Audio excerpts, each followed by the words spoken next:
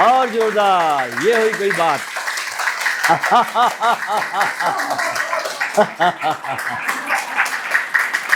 Good.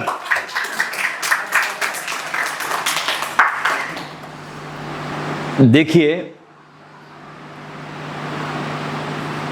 गौर से देखो तो आदमी एक अंधेरा है। कैसे अंधेरा है? जैसे आकाश पे घने काले काले बादल आ जाए तो कैसे आकाश एकदम ढक जाता है, ऐसे ही हमारे चेतना के आकाश पर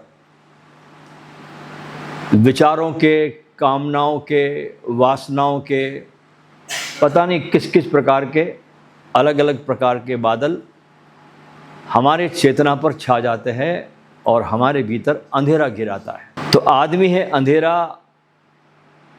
जैसे कोई अमावस की रात होती ना,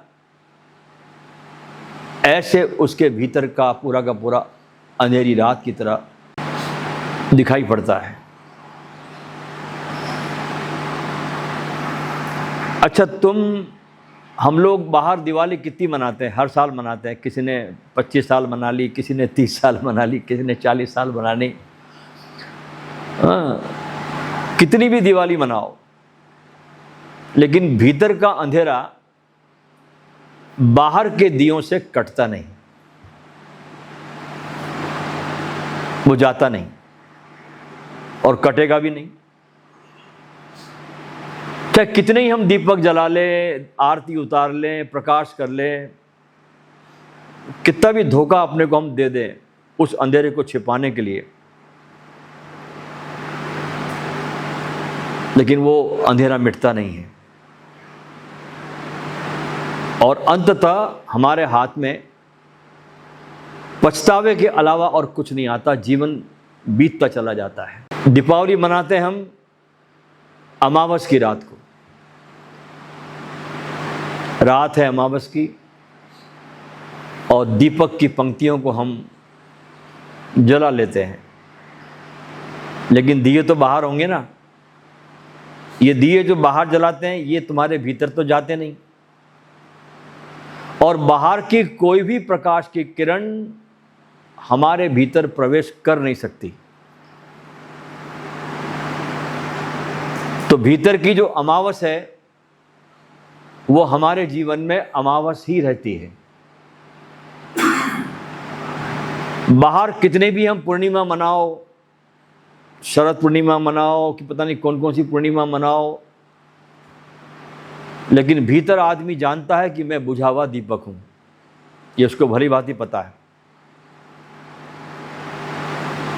तो हमारी सब मुस्कुराहटें हमारे भीतर के आंसुओं को छुपाने में असमर्थ है। और छुपा भी ले, मान लो चलो 2 मिनट के लिए नकली मुस्कान ले आए चेहरे पर, तो उसका सार क्या है? तो सीधा अपने को स्वीकार करो कि मैं एक बुझा हुआ दीपक हूं, ये मेरी इस समय नियति है। और ऐसा कोई तुम्हारे भाग्य का विधान नहीं कि तुम बुझे हुए ही रहो। ठीक, अगर हम बुझे हुए हैं तो अपने ही कारणों से हम बुझे हुए हैं। अपने ही कारण हमने अपने भीतर चांद को उतरने नहीं दिया और रोशन होने नहीं दिया। अपने ही कारण भीतर हमने प्रकाश को जगने नहीं दिया। कहां भूल हो गई हमसे, कहां चूक हो गई जीवन में, इस पर हम विचार करें कि कौन सी बड़ी चूक हो रही है कि बाहर के इतनी रोशनी, इतने उजालों के बाद भी हमारे भीतर की रोशनी पता नहीं कहां चली गई। वहां अंधेरा ही अंधेरा है, वहां प्रकाश की एकमात्र किरण भी नहीं है। कहां गलती हुई? तो बहुत विचार करने के बाद, बहुत जीवन को गहराई से देखने के बाद ये बात समझ में आई कि हमारे जीवन की सारी की सारी जो ऊर्जा है वो सब बाहर की तरफ यात्रा कर रही है। कर रही ना।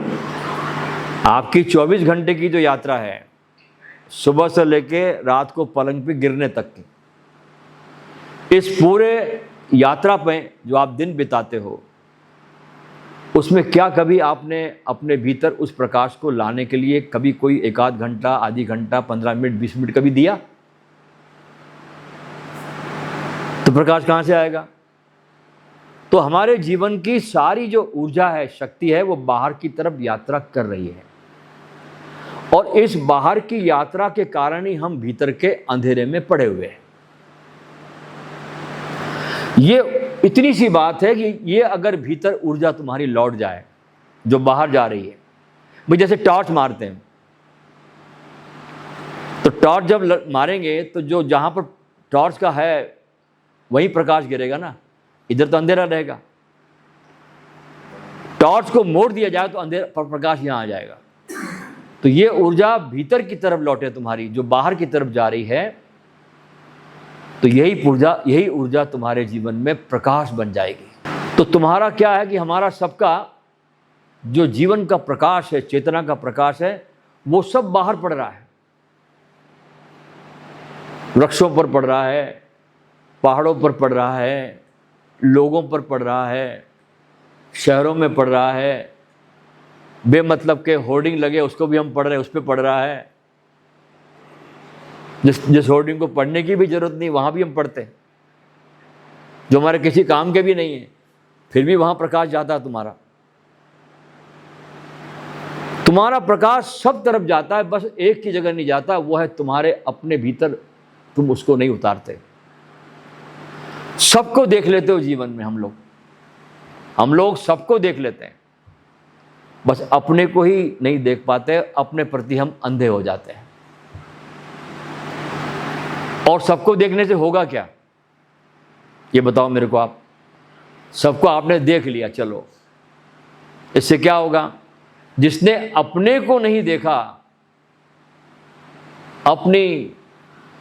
अपने राम को जो भीतर बैठा है, जो बोल रहा है, जो तुमको देख रहा है, जो सांस ले रहा है, जिसके कारण तुम्हारा शरीर भी है, ये राम अभी तुम्हारे शरीर से निकल जाए तो ये मुर्दा है, शव है।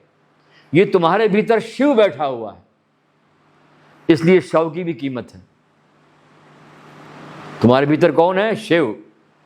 शिव के कारण इस शव की कीमत है। जिस दिन शिव निकल जाता है, ये शव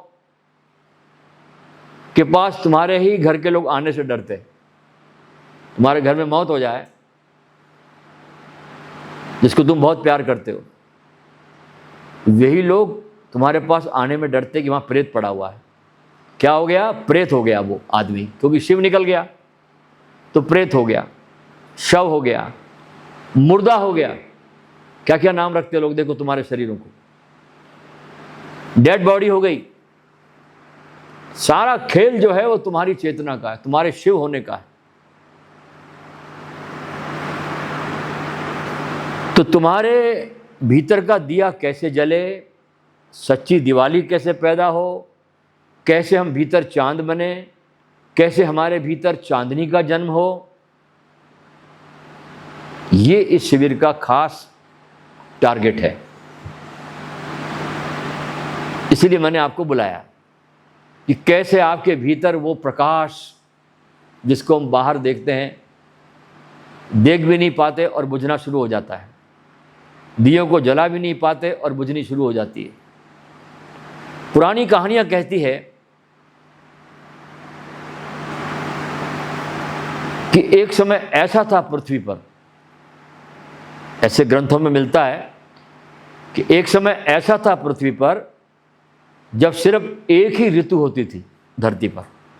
जैसे अभी गर्मी भी पड़ती है, सर्दी आ जाती है, बरसातें आ जाती है, कई ऋतुएं बदलती। अब तो बहुत ही डिस्टर्ब हो गया ऋतुओं को बदलने में।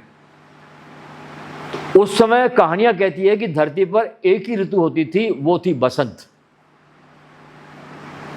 फिर जैसे जैसे आदमी नीचे गिरा, पतित हुआ, प्रकृति को सिर्फ भोगने लगा, उसको देने कुछ नहीं लगा,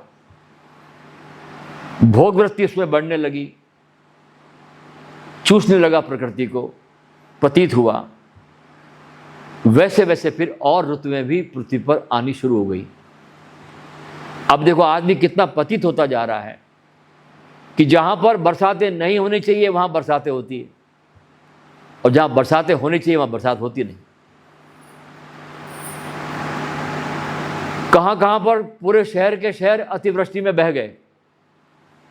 अभी देखिए उत्तराखंड में क्या क्या हादसे हुए, पूरे के पूरे गांव नेस्तनाबूद हो गए। अब जैसे धरती पर से बसंत जैसे खो ही गया है, पता भी लगता नहीं बसंत कब आता और चला जाता है। सीमेंट के रास्ते हैं, बड़े बड़े मकान हैं, ट्रैफिक जाम है, गाड़ियों को चलने की जगह नहीं है, गाड़ियां खड़ी है, कई कई देर तक गाड़ी खड़ी रहती है, धुआं उगल रही है गाड़ियां। आदमी जैसे कोई पागल खाने में ही जी रहा है, ऐसा लगता है।